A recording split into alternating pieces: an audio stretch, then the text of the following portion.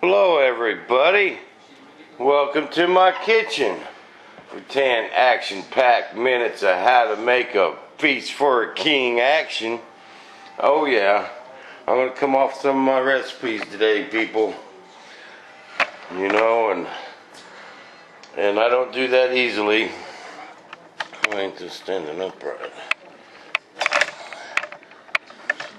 So, you guys are the lucky few. My sister-in-law's been after me for Bob's Law for years, but we ain't coming off of that secret yet. The Bob's Law is the bomb. Okay, people, this is the beans right here. Okay? This is the best beans you will ever eat in your life. Okay? We're going to come off the secret. Alright? Here we go. Start out with this right here. This is 15 bean soup, but it's the Cajun flavor, okay? I don't like just the ham flavor. No, you gotta get the Cajun flavor, man. That stuff is awesome, okay? And it usually takes like 2 days to whip up a pot of my beans. You gotta let them soak in water for a day, okay? Now you don't want to fill the crock pot up with water. Just enough to cover the beans, and you might have to add water a couple times. If you're in a hurry, you can speed that up a little bit. Pinch of baking soda, turn that into an overnight soak. But I like to go for the full day. Makes them nice and tender, okay? Then, like I say, you don't add too much water, because then you got to add the secret ingredient. Oh yeah, a whole can of V8. You got the extras, you can drink them.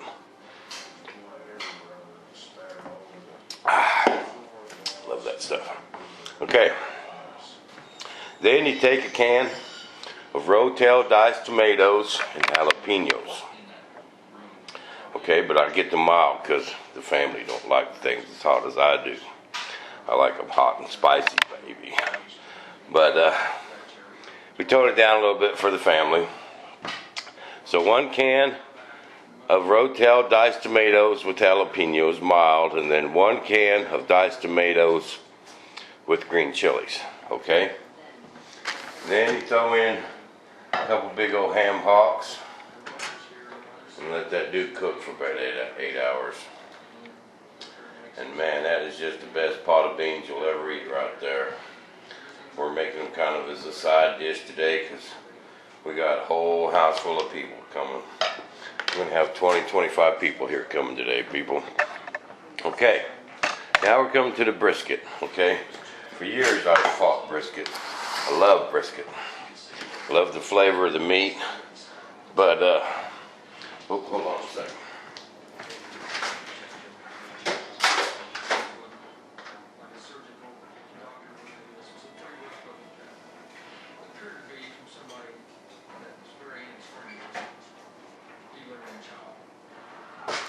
Got one of them bad boys out on the grill searing now. Okay? So this is what we do. This is actually Butch's recipe. And he told it to me and I used it a couple times. It's awesome. But this is my seasoning. It's Butch's way of cooking it. Love Lowry seasoning, salt, and Mrs. Dash. That stuff's the bomb. Already did both sides. Okay, come on out here. This you gotta be careful. It's raining out. That ain't gonna slow my grill down. Oh no. You've got to sear the meat. Both sides. Now we got this one seared.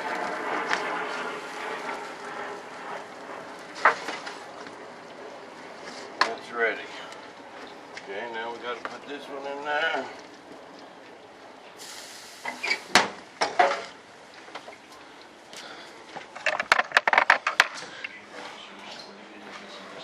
Must sear that meat.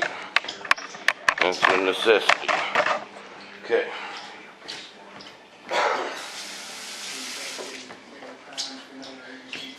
Take it. Just leave it in that pan. Cover that dude in some aluminum foil. So I've tried just smoking this stuff and leaving it on there.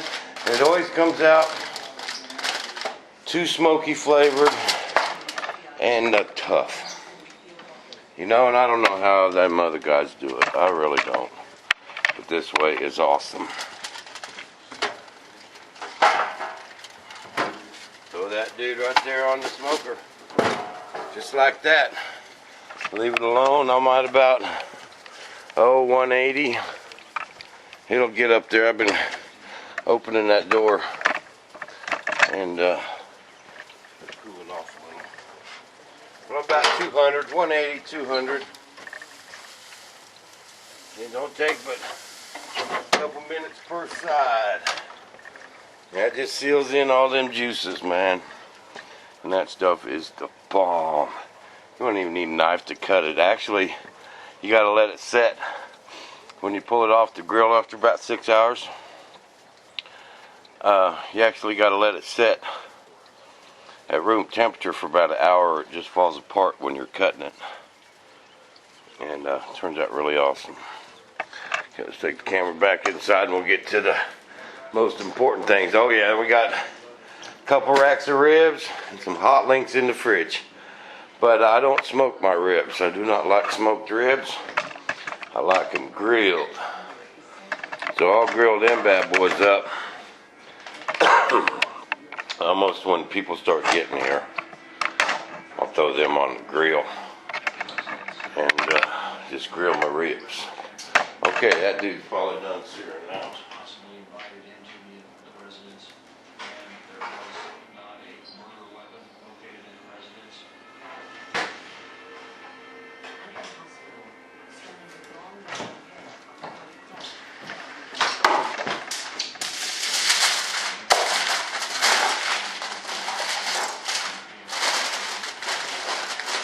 Bam, that's ready for the smoker.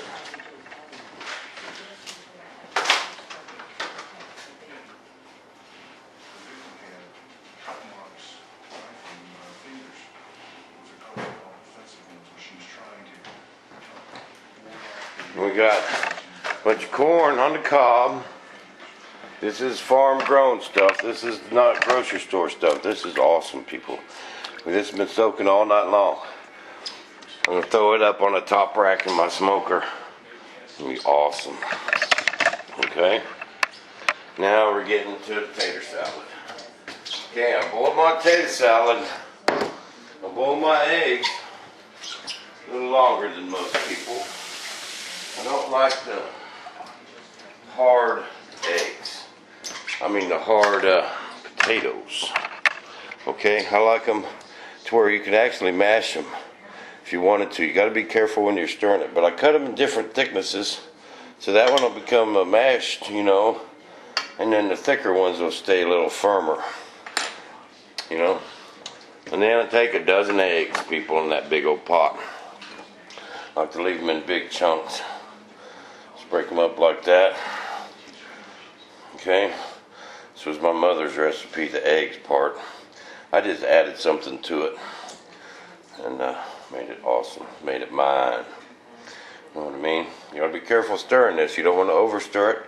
You turn it into a pot of mashed potatoes. You got to fold it. And this is my secret recipe right there. Oh yeah, I mix that up special. I guess I'll tell you guys.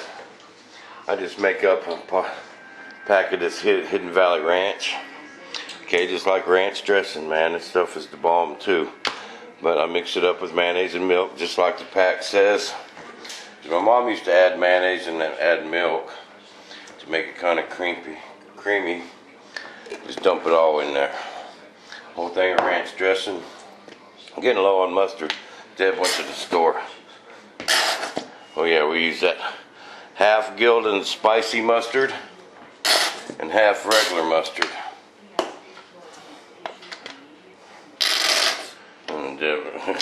And also celery. Deb was out of celery, so Deb had to go get some. Another ingredient my mom used to do, pickles right there. Big chunks of pickles. Yum. Okay, but I only use one kind of pickles, people. Only one kind. Clausens. Them is the best. And then we just stir that up. I love onions. My dad loves onions. but the family don't, so I'm